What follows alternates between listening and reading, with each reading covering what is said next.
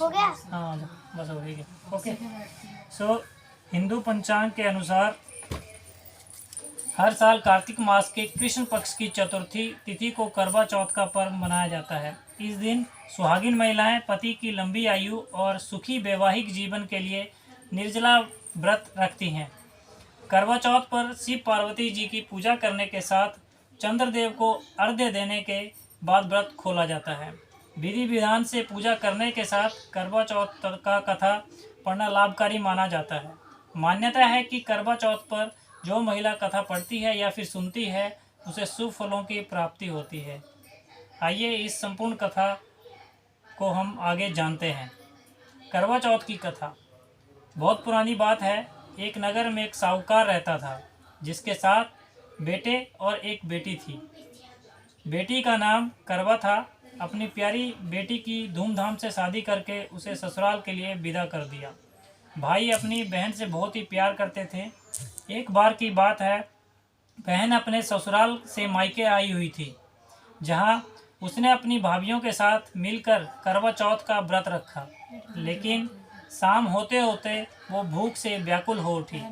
सभी भाई को उसकी यह हालत देखी नहीं गई, क्योंकि चंद्रमा निकलने पर अभी काफ़ी समय था। उन्होंने अपनी बहन से पानी पीने के लिए कहा तो उसने कहा कि चांद निकलने के बाद ही वो खा पी सकती है। ऐसे में सभी भाई काफ़ी व्याकुल हो गए। ऐसे में सबसे छोटे भाई को से रहा नहीं गया। उसने दूर पीपल के पेड़ पर एक दीपक जलाकर छलनी की ओट में रख दिया। दूर से देखने पर वो चांद जैसा प्रतीत हो रहा था। इसके बाद भाई अपनी बहन को बताता है, देखो चांद निकल आया है, तुम उसे अर्घ्य देकर भोजन कर सकती हो। बहन ने खुशी से चांद को देखा और उसे अर्घ्य दे दिया। चांद को अर्घ्य देने के बाद वो जब हंसी खुशी खाना खाने बैठी तो वो जैसे ही पहला टुकड़ा मुंह में डालती है तो उसे छींक आ जाती है। दूसरा टुकड़ा डालते ही उसमें बाल निकल आता है और जैसे ही वो तीसरा टुकड़ा मुंह में डालने को होती है तो उसे अपने पति की मृत्यु का समाचार मिलता है। ऐसे में वो काफ़ी उदास होती है। तब उसकी भाभी उसे भाई द्वारा की गई हरकत की सच्चाई बताती है कि उसके साथ ऐसा क्यों हुआ। करवा चौथ का व्रत गलत तरीके से टूटने के कारण देवता उससे नाराज हो गए हैं और उन्होंने ऐसा किया है। सच्चाई जानने के बाद वो निश्चय करती है कि वो अपने पति का अंतिम संस्कार नहीं होने देगी। अपने सतीत्व से उसने पुनर्जीवन दिलाकर रहेगी। वो पूरे 1 साल तक अपने पति के शव के पास बैठी रही, उसकी देखभाल करती रही। उसके ऊपर उगने वाली घास को वो एकत्रित करती जाती है। 1 साल बाद फिर करवा चौथ का दिन आता है। सभी भाभियाँ करवा चौथ का व्रत रखती हैं और जब उससे आशीर्वाद लेने आती हैं तो वो प्रत्येक भाभी से यम सुई ले लो, पिए सुई दे दो, मुझे भी अपनी जैसी सुहागिन बना दो, ऐसा आग्रह करती है। लेकिन हर बार भाभी उसे अगली भाभी से आग्रह करने को कह चली जाती है। इस प्रकार जब छठे नंबर की भाभी आती है तो करवा उस भाभी से भी यही बात दोहराती है। ये भाभी उसे बताती है क्योंकि सबसे छोटे भाई के कारण उसका ये व्रत टूटा था, अतः उसकी पत्नी में ही शक्ति है कि वो तुम्हारे पति को दोबारा जीवित कर सकती है। इसलिए जब वो आए तो तुम उसे पकड़ लेना और जब तक तुम्हारे पति को जिंदा ना कर दे उसे छोड़ना चाहिए।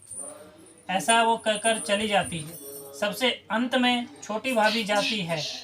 करवा उनसे भी सुहागिन बनने का आग्रह करती है, लेकिन वो इधर उधर की बात करने लगती है। इसे देख करवा उन्हें जोर से पकड़ लेती है और अपने सुहाग को जिंदा करने के लिए कहती है।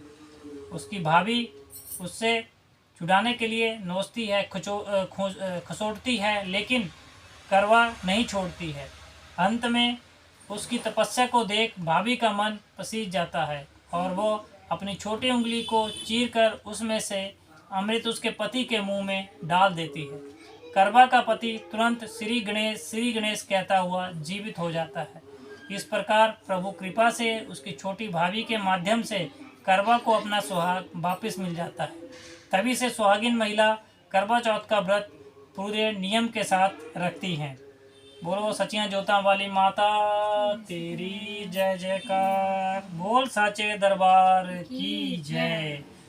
ओम भूर्भुवस्सुः तत्सवितुर्वरेण्यं भर्गो देवस्य धीमहि धियो यो नः प्रचोदयात्।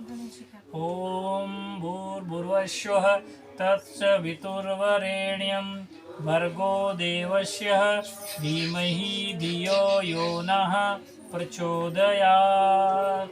कर्पूरगौरं करुणावतारं संसारसारं बुद्धिन्द्रियहारं सदा वसन्तं हृदयालबिन्दे भवं भवानी सरितं नमामि। भवं भवानी सरितं नमामि। गणेश जी की आरती।